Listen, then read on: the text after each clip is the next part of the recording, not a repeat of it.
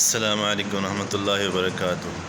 یہ بات جاننا انتہائی زیادہ ضروری ہے کہ غسل کن چیزوں پہ واجب اور فرض ہو جاتا ہے، کیونکہ ہماری زندگیاں گزر جاتی ہیں، بچوں کی، بڑوں کی، جوانوں کی، بڑھیپے میں پہنچ جاتے ہیں اور اسلام سے دور رہتے ہیں، اور اس بات کا بھی پتہ نہیں ہوتا کہ کیا کیا امور ہم سے سرزد ہو جائیں تو ان پہ ہم پہ پھر غسل فرض ہو جاتا ہے۔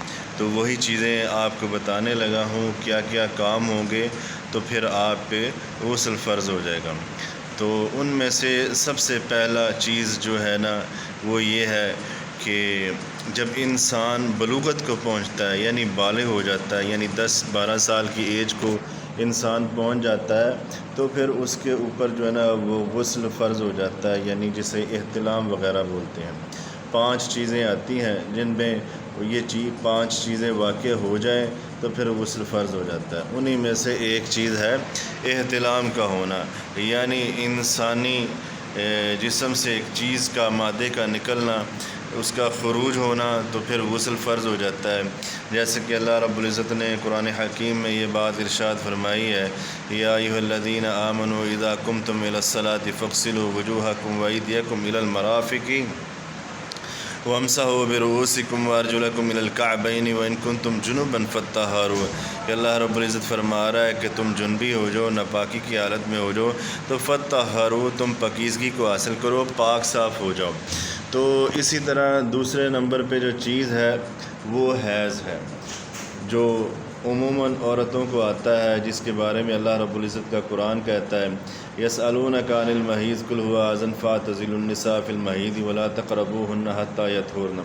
کہ حیض کی حالت میں بھی عورتیں جو ہیں نا وہ نماز سے چھوٹ ہے، یعنی ناپاکی ہے، یعنی احتلام ہوا تب بھی غسل فرض ہے، حیض آیا تب بھی غسل فرض ہے۔ یہ 2 چیزیں تو آپ کی گوش گزار کر دی ہیں۔ اب تیسری چیز جو ہے جو غسل کو فرض کرتی ہے، جس کے ہونے پر غسل جو ہے نا وہ ہم پہ فرض ہو جاتا ہے، وہ تیسری چیز یہ ہے کہ کوئی بھی انسان جب دائرہ اسلام کے اندر آتا ہے تو اس کے اوپر غسل فرض ہو جاتا ہے۔ جیسا کہ حضرت ثمامہ رضی اللہ تعالیٰ عنہ کو آپ صلی اللہ علیہ وسلم نے ان کے بارے میں فرمایا کہ جہاں ملے اسے جو ہے نا وہ پکڑ کے لاؤ، اور انہیں پکڑ کے لائے گئے اور مسجد نبوی میں لا کر کے باندھ دیا اس کے ستون کے ساتھ۔ صحابہ کرام نے پوچھا کہ ہاں بھائی بتاؤ کیا حالات ہیں اور کیا خیالات ہیں؟ تو ثمامہ کہنے لگے کہ کیا حالات کیا خیالات ہیں، میں ایک قبیلے دار آدمی ہوں، اگر تم مجھے چھوڑو گے، مجھے رہا کرو گے تو ٹھیک ہے، اچھی بات ہے، اور اگر تم مجھ سے فدیہ لے لو اور میری جان بخشی کر دو تو پھر بھی جو ہے نا میں تمہیں اپنا جان کا فدیہ دے دوں گا، اور دوسری شرط یہ ہے کہ اگر تم مجھے مارو گے تو میرے قبیلے کے لوگ آ کر کے جو ہے نا وہ تم سے میری جان کا جو ہے نا وہ قصاص لے لیں گے، تمہیں چھوڑیں گے نہیں، معاف نہیں کریں گے۔ تو جب حضرت ثمامہ نے یہ بات کہی تو صحابہ کرام نے یہ بات سوچی کہ اسلام تو غریب ہے ابھی اور پیسے کی بھی ضرورت ہے، تو کیوں نہ ہم حضرت ثمامہ کو فدیہ لے کر چھوڑ دیا جائے، فدیہ لے لیں۔ تو سب صحابہ کرام نے یہی جو ہے نا رائے کو قبول کیا اور منظور کیا۔ تو آپ صلی اللہ علیہ وسلم اتنی دیر میں مسجد نبوی میں آ گئے۔ اللہ کے نبی نے پوچھا، ہاں بھائی ثمامہ بتاؤ کیا بات ہے اور کیا حالات ہیں؟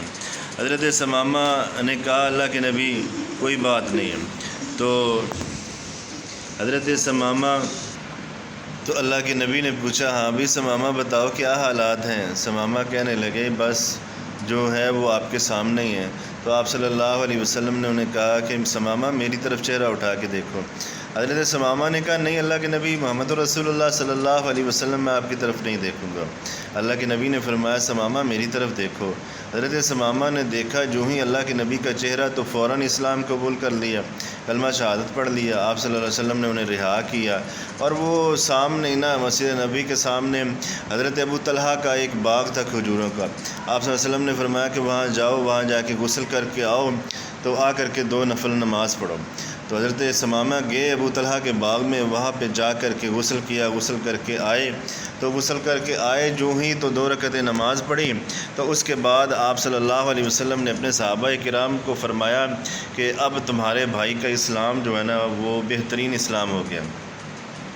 تو تیسری چیز یہ تھی کہ جب کوئی اسلام میں داخل ہوگا تو وہ غسل کرے گا، اور چوتھی چیز یہ ہے کہ جب 2 شرم گاہوں کا آپس میں ملنا وہ بھی غسل کو فرض کر دیتا ہے، یعنی جب 2 شرم گاہیں آپس میں ملیں گی تو غسل فرض ہو جائے گا، یعنی کوئی بھی انسان جب رشتہ ازدواج کے اندر منسلک ہوگا تو اس پہ غسل فرض ہو جائے گا۔ 5ویں اور آخری چیز جو ہے وہ غسل کو فرض کرتی ہے، وہ کیا ہے؟ وہ موت ہے، موت کا آنا ہے۔ جب کوئی انسان فوت ہو جاتا ہے، مر جاتا ہے، تو پھر اس کے لاحقین اسے غسل دیں گے، تب بھی غسل فرض ہے۔ کیوں فرض ہے اس وقت؟ اس لیے فرض ہے کہ جب انسان کی روح اس کے جسم سے جدا ہوتی ہے تو اس کے جسم کے جو اعضاء ہیں وہ سارے کے سارے ڈھیلے پڑ جاتے ہیں، سارے اعضاء ڈھیلے ہو جاتے ہیں۔ جیسے کہ انسان کے بول و براز کی جو جگہ ہے وہ ایک بوٹ کی مانند ہے، یا آپ یوں کہہ لیں اس کی جو تسمہ ہے نا شرمگاہ کا، وہ آنکھیں ہیں انسان کی، یعنی جیسے آپ کا جوتا ہے اس کے جوتے کے جو ہے نا وہ آپ کہہ لیں کہ جوتے کے جو تسمے ہیں نا وہ اس کے تسمے اسے بند کرنے کے لیے، ٹائٹ کرنے کے لیے، اسی طرح انسان کی شرمگاہ کے جو تسمے ہیں وہ اس کی آنکھیں ہیں۔ جب آنکھوں سے روح جدا ہو جاتی، چلے جاتی ہے، نکل جاتی ہے، تو پھر شرمگاہ ڈھیلی پڑ جاتی ہے، تو اندر سے پھر بول و براز، گندگی، انسان کی پخانہ اور پیشاب باہر آ جاتا ہے اور رطوبتیں اور گندگی لگ جاتی ہے، تب بھی دوستو غسل فرض ہو جاتا ہے۔ تو یہ وہ چیزیں تھیں جو انسان پر غسل فرض کرتی ہیں۔ 5 چیزیں آپ کو میں نے بتائی ہیں۔ سب سے پہلی کیا چیز تھی؟